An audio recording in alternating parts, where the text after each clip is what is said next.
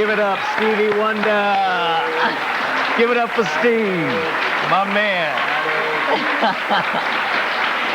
Steve, y'all see this big smile on my face. Y'all know why. I have been waiting for this for 13 years, Stevie. 13 years on this show, man. I've been waiting for you. Well, here I be. And I'm glad you be here, man. I'm telling you. Let me smile one more time for the camera so my mama can tape it. All right. I'm with Stevie, mama. Oh, Stevie, you are... I don't even know how to start this because there's so much to talk to. Well, you know what? I'm going to go back to the beginning. I want to start with your first song because this is a question that I've had for that I've wondered about for a long time. Fingertips, when you were 12 years old. Mm-hmm. Who were you yelling at when you said, no, who was it yelling at you? You said, what key, what key? Actually, it was not me. It was we were on the Motown tour, the Motown Review, and after I performed, came Mary Wells. She was on the show, and you know, he had this little enthusiastic beanhead blind kid, you know, jumping on the stage, going crazy, and then what happened was we got an encore basically, and the bass player of her group, Joe Swift, came on stage thinking that it was time for her to come on stage, and so he got caught out there on the stage. He couldn't turn around and go back, so he said, what key, what key? You get the key and you hear the piano player go to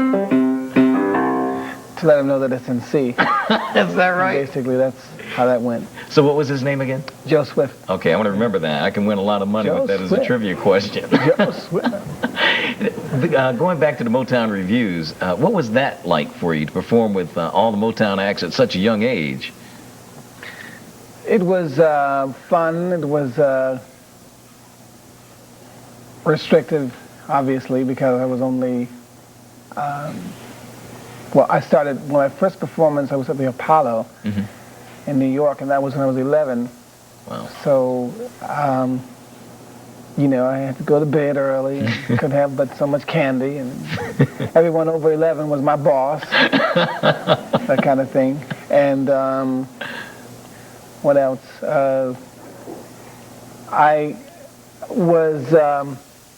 What happened was, by the time I really started working on the road, I was enrolled in the Michigan School for the Blind, which is in Lansing, Michigan. And I had a teacher that traveled with me, and the rule was basically when I was on the road, I would study with my teacher, who was Ted Hall, for 4 hours a day from 10 to 2, and then if we were working at the Apollo, for instance, we'd have to go there, and so in between the halves, in between shows, I'd have to study some more. It was a great situation. Loved it. Not. but it was good because you know, I'm studying like algebra. And you hear, hey man, what's that? What's that, man? We're gonna go to the party. Yeah. Outside. It was that kind of situation where you hear everybody having a good time backstage, and Ted saying, "Get back to your studies," kind of thing. But it was great because I met. Really, I was very fortunate in meeting some great people.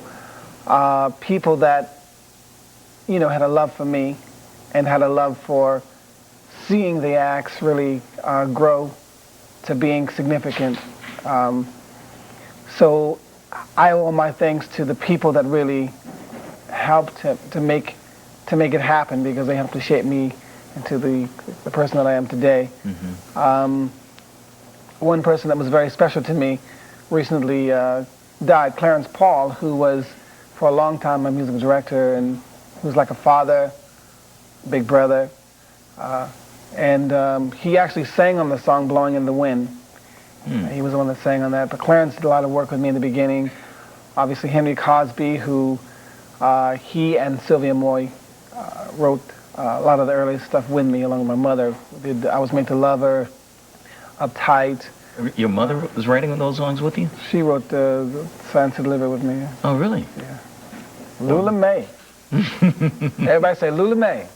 Lula May. All right. She'll see us and say, boy, why you get them saying? But it was great. It was a great opportunity. I remember once I performed at the,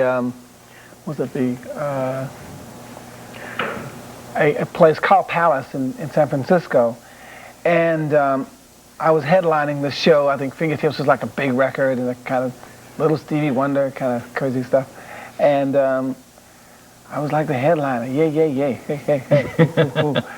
And I remember they had all these interviews for me to do, and I like, you know, after like the first interview, I said, "Are we through now? Are we through now?" And I said, "No, you got a lot more stuff to do." I said, "No, I want to watch Huckleberry Hound." Forget that. He said, "You better get your butt ready and come over to these interviews, or we beat you. We get beat. We beat him." But you grew up eventually, and you didn't have to take orders anymore. That's sort of, that's, oh, no, I don't, yeah, you're right. You got it right. Stevie, we want to show another one of your videos. The first video from Conversation Piece, as a matter of fact. So y'all take a look at For Your Love, Stevie Wonder. Give it up for Stevie again.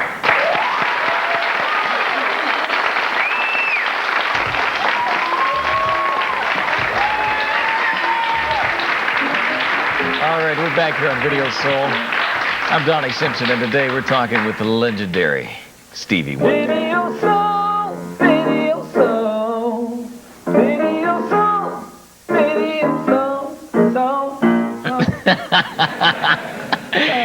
See, now when we tape that and use that for our open, we don't want your lawyers calling us talking about we owe you. Hey, Stevie. Hey, it's okay. You can do that. No problem to do that. Right. Hey. Steve, were you blind at birth? Yes, I was. Okay. Don't look all sad. No. Were you blind at birth? Oh, okay. I wasn't looking sad. Looking like, okay. I still drive cars and planes. You know, I saw you driving in one of your videos, man. But you know, you had too much play on the steering wheel, Stevie. I've been wanting to tell you that for years, man. You would have been hitting every car on both sides. Don't talk about my driving, man. Don't talk about driving. Oh, boy. You've been playing a lot of stuff, even while the videos are playing. You've been playing a lot of music for the audience. And I was just sitting here tripping, man, on how much of it was yours.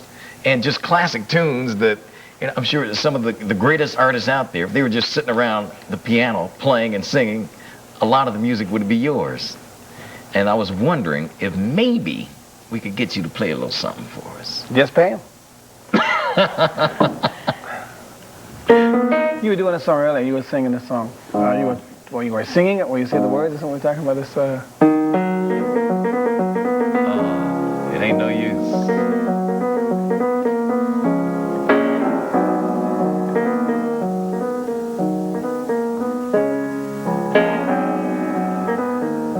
If I can remember the words, right? There ain't no reason for us sitting down to try to talk a problem down, 'cause we know the truth, and ain't no use. Each other we must do without. There ain't no reason trying to wear us wrong.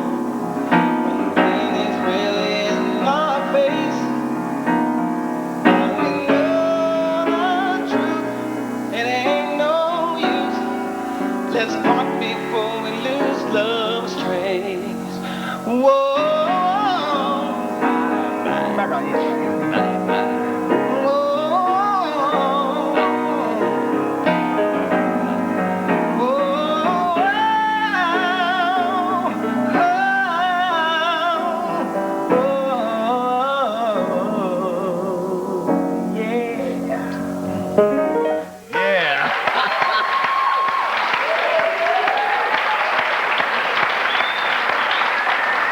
That song. I was telling Stevie when I came in, you're so cool in breaking up with a woman to sing those words, man. And you say, well, it's easier to sing them than to say them, right? Always. But the line where you say, we still are young and both of us have time to find our winter's love in spring. It's so beautiful. I'd just have to leave you smiling. He must still love me. Another song, and I've always wondered about this too. If you, when you write, are these lines that you would actually say to a woman, man? Because they're so pretty. I mean, you've got to score every time, Steve. I'm telling you, it's always easier writing them than saying them. I mean, you know, depends. If you get in the mood, if you get in a kind of groove, it's easier always to say the poetic things when you're feeling good about something. But when that emotion is there, it's, you know, you can't really, not saying in writing or saying things that you know that are poetic when you feel good, that there's not emotion in that. But obviously when you have an emotion about something, when you have a hurt about something, it's, you know, it's always, you just say that very thing that's right there, and it may not be formed in any kind of way. Stevie, we have to take a quick break. Okay. I'm sorry, I hate to interrupt you, but we do. We'll be back in a minute with more Stevie Wonder right here on Video Soul. Don't go away.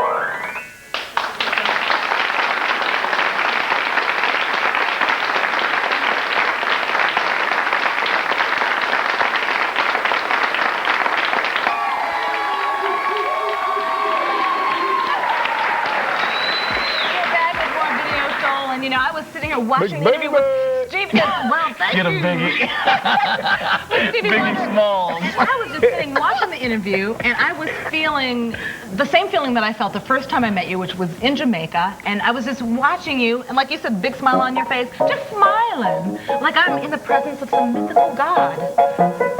And so now you have the Trying to give you that perfect Caribbean music music to kind go of with thing. it. Yes. Anyway, but I have to ask you, because I love the song For Your Love. Okay. And what inspires you to write the music that you write? Because not only do you have great lyrics, but you always have a hook that everybody ends up singing. Money. Oh, okay. Well, there you No, go. I'm kidding. I'm kidding you. Really, it's usually either a life experience of mine or of something that I've read about or indirect experience with someone else that I know, that kind of thing. Just living life is what inspires me. But how do you know that people are going to be singing your hook over and over and over again? Well, I'll be singing it myself. All right. So if you sing it yourself, then chances are other people will sing it too. Well, you know what I feel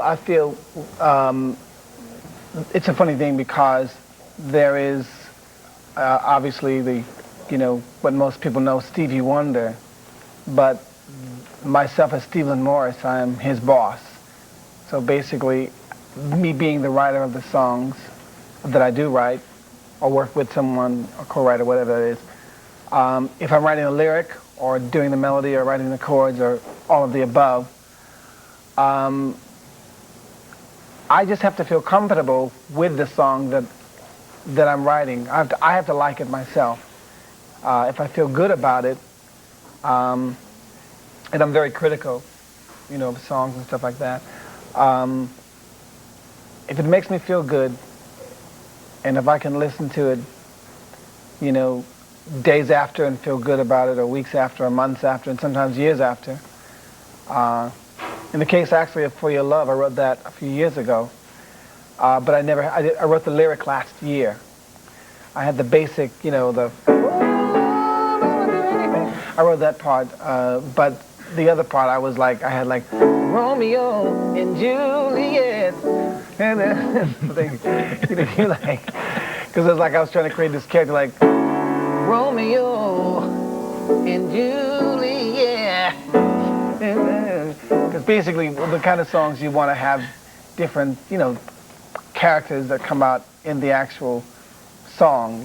You're sort of acting a character, or you're doing a part of a song. You definitely always bring it to life. And you can do that now, though, Stevie. Nowadays, you just do the Jeep mix, and you do the Romeo and Juliet mix, you know? You can do them all. Hey, that's an idea. Wait a minute. I hate to interrupt. And I have pretty good eyesight, but who is that? Who I think it is in the audience?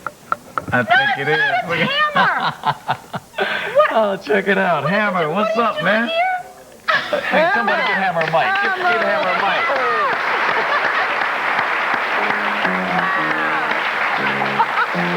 Can't touch this. Yeah, let's do it, Stevie. Can't touch this. What's up, Hammer? All right, how y'all doing? Doing good, man. What are you doing here? Well, I'm sitting back enjoying Stevie. I was in town. I heard he was going to be here, so we snuck out the hotel, and, we wanted to come in and listen to the legend.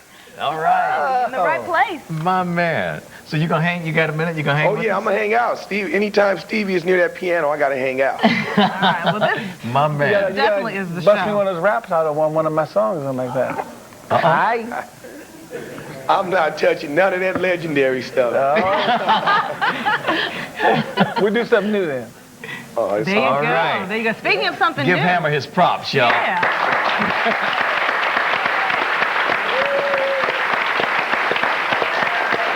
Actually, Hammer had the best segue, because speaking of something new, we do have something new from Mr. Steve Land. Morris, would you like to introduce this world premiere? I would love to. Actually, I would love for Stevie to do it. Why If would you you wouldn't do the mind, honors? Stevie. Actually, I'm not going to do it. Oh, okay. Well, okay, but no, he'll make us work. So if you're not going to do it, I'm not going to do it, Stevie's not going to do it, we're going to have to get Raymond up here to do it, our floor director. Somebody got to do it now. Well, just tell us what the inspiration was for this particular song, Stevie.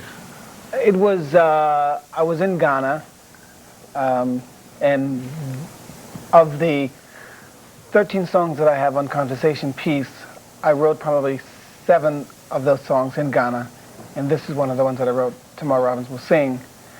And the inspiration was just, being there. I felt very comfortable. The weather was nice.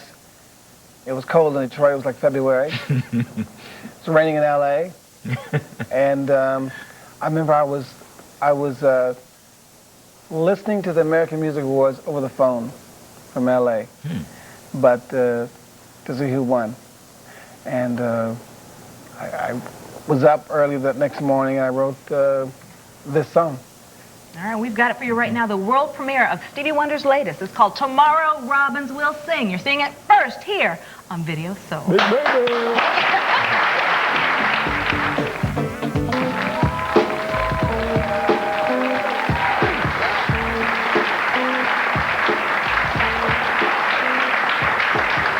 All right, we're back here on Video Soul. I'm Donnie Simpson along with Sherry Carter and the legendary, and I'm going to even say genius, Stevie Wonder. I had an experience. I was sitting at one of your concerts once, Stevie, and I sat there, and for the first time in my life, I understood and saw before me the word genius, and that was you. You're just so talented in so many ways. As a writer, arranger, producer, musician, singer, you can do it all. If you could dance like Michael, we would have to arrest you. Well, I know he's a genius. He's been sitting here just kind of playing the piano and singing, and I've been trying to figure out what song you were singing, and he told me he's working on something new. I mean, you're just always creating. Got to do it. Yeah. But I've also been at Stevie concerts when he would say, here's a song I want to play for y'all. It didn't make my album. And he would play this one particular concert, he played Overjoyed. I mean, it ended up coming out like 3-4 years later. Wow. But you sit there and you go, how could this song not make his album? Why didn't it make the album? Yeah. It makes me wonder. Now, someone once told me, Stevie, that you had like 600 or 700 songs finished. It keep rising. Somebody will say, keeps raising and says, well, Stevie's got 5,000. So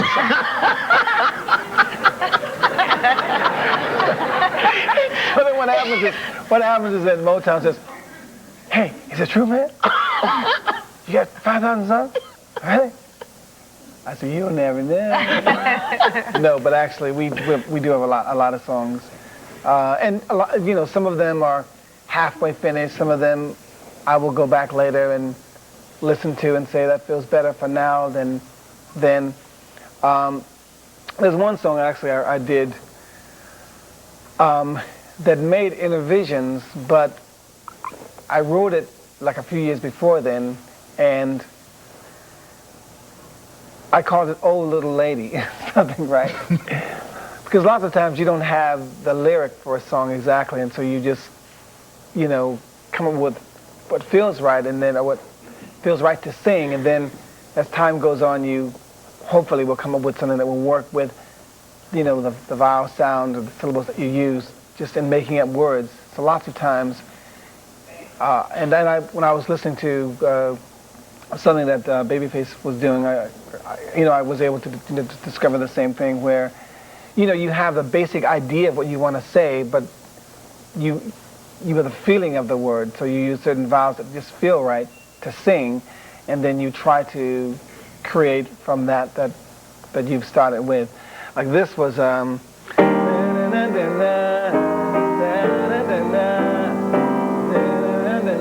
all I had.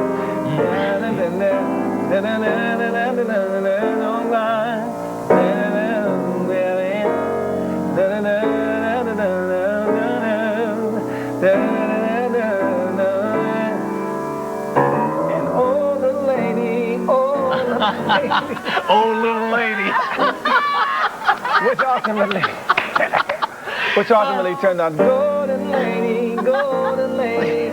But it started with just that, that little old little lady thing, and obviously that's not gonna be old little lady, but coming up with something that worked really good. That's it, golden lady. That's it. Yeah.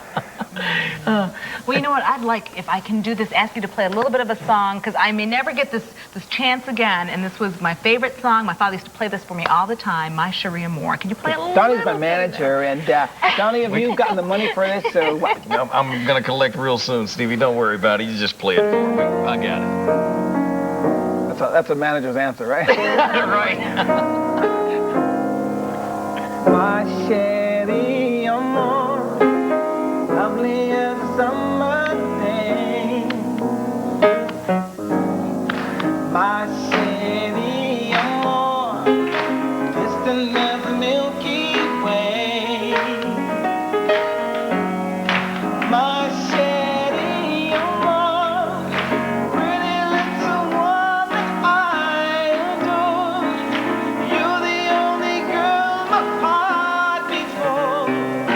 I wish that you were mine. Maybe someday you'll see my face among the crowd. Maybe someday I'll share a little distant cloud. Oh, Cherie Amour, pretty little girl that I adore. You're the only one my heart beats for. I wish that you were mine. Sing la la la la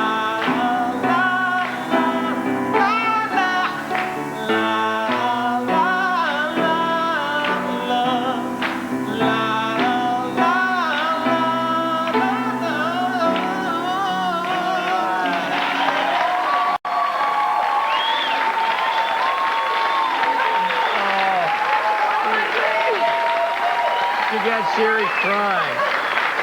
What am You I got saying? my Cherie crying. It was to hear you sing this. I never thought that would ever happen. She wants me to, oh my Cherie. Thank you. I'm happy. I'm happy. You all can go home now. Show's over. I used to carry one of your songs around, the lyrics to it, just in case I ran into a lady I needed to talk to. So I could pull it out. I mean, you were like, it was just a wealth of stuff. I could just hope that she didn't know the stuff was yours. Baby, a female Shakespeare of your time with looks to blow Picasso's mind. That's fine, Stevie. Your body moves with grace and song like symphony by Bach or Brahms. Oh, is that movement? You could have talked to me with that. Is she going home with But me? you know what happened? You have a good chance. But you know what happened? But you know what happened? What? Took me riding in a rocking gave but at a hit from up from heaven, she dropped you back onto She sure did. Told me I heard those lines before. Took me riding in your rocking gave me a stop, but at a hit from up from heaven, you dropped me back onto this cold, cold world. Do-do, do-do-do.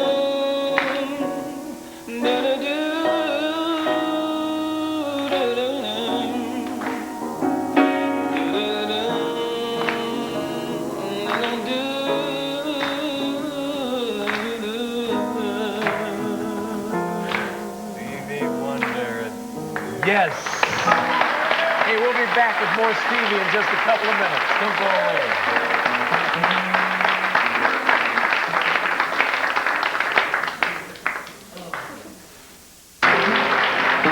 We're back here on Video Soul. I'm Donnie Simpson along with Sherry Carter and Stevie Wonder, of course. That was Ribbon in the Sky. Stevie, we've talked some about your love songs, but you've been very political, too, through the years. And one particular song, of course, that we all celebrate, Happy Birthday, for Dr. King. You were instrumental, not just musically, but politically, in making this Dr. King holiday happen. And I'm just really curious to know what you felt when it finally became a holiday. It was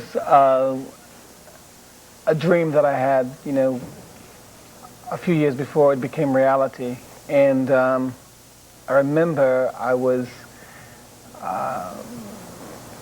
in Atlanta, and I shared the song that I had written, Happy Birthday, because I was doing the rehearsal for a performance we did for the King Center for Social Change.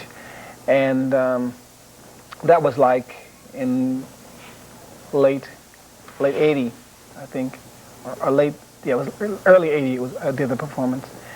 And I said to her then that I have this song, and I just really imagined us doing, having a rally in Washington and really demanding with the petitions that would be signed for the King holiday to be a national holiday.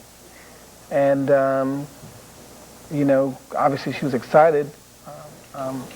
There were those that just didn't think it was going to happen because of the change in the administration.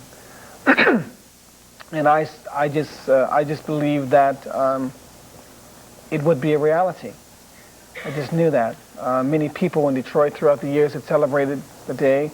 Congressman John Conyers was the first to propose a bill in 1968, I believe, that we should have a holiday acknowledging Martin Luther King Jr. And so when it happened, it was just something that I had imagined, that many of us, I'm sure, have imagined being a reality. And my position was a goal set, a goal met. So it wasn't going to stop until we reached our goal. And we did. And we will. And we can. And we did. And we will. And we can.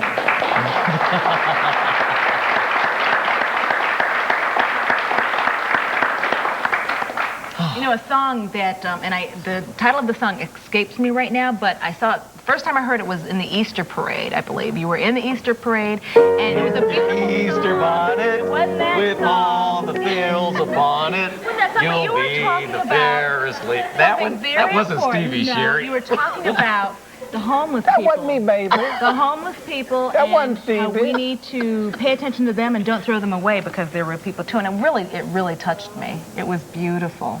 The homeless people. You're talking about the homeless people and not throwing away people and give love to everyone. Oh, it's so beautiful. I'm going to end up having to sing it for you. I think you're going to have to do that. I'm going to have to warm up my I'll tell you pipes that. because I don't have a singing voice right now. It's just beautiful. I'm going to remember it in a minute. But you know what you could do for me right now is just sing anything. Anything that comes to the You top said of that your so head. sultry like it. Anything. Anything. That sounds good. Now you don't stop. Don't stop. Don't stop. Right now we Don't want to stop. take a look Right at, now, remember we're the gonna song. take a Another look at Stevie remember the Wonder. song. In video. This is, I In the just called video, to say. I just called to say, I love you. I love you. Stevie. I love you. Yeah. Yeah. All right, Donnie was just saying we hate to let this show go. We don't want to end the show, and I'm not going to let it end before I clear up that the song that I was struggling to remember was Take the Time. Yeah, not on Easter parade, but it was Thanksgiving parade. Take the time out to love someone. That was it. I feel better now. I feel better. But Stevie, thank you so much. It's my pleasure. being We got to do here. this again and again and again and again. Oh, please. Now, Stevie, now don't do us like you do Motown and make us wait another 13 years. They're always waiting for your albums. Why does a man from Detroit want to front me? They Why said you Stevie's want- got of 5,000 all people, songs in the why- vault, and we can't get 10 of them. No, they get. Well, you know you got to work with them when you get them. There you go. All right. Oh, God. So I'll give you some of those songs. You gonna work with them? Oh, yeah. Cool. Definitely. You know it. We do. You know, the saddest part about this, even coming in before we ever started, was that I knew this would have to end. And I really don't want this to end tonight, but we're out Well, of time. let's hang out. All right, we can hang out, but it'll be off air. Because Bob Johnson's getting ready to go to his infomercials. No, just kidding. But we really do appreciate you being here with us, Stevie. I'm not saying a thing. Well, we're letting all the shots fly here at the end, aren't we? We're taking shots at everybody. These left jabs. Spread yourself. Stevie, thanks, man. A My million. pleasure. It's been really great. And we do hope you'll come back. Definitely. I want to thank Hammer for coming out and hanging with us, too. Yeah, give it up Yeah. for Hammer. So, until I see y'all next time, until we get together again, God bless you and kiss yourself. God bless you. Peace. Be safe.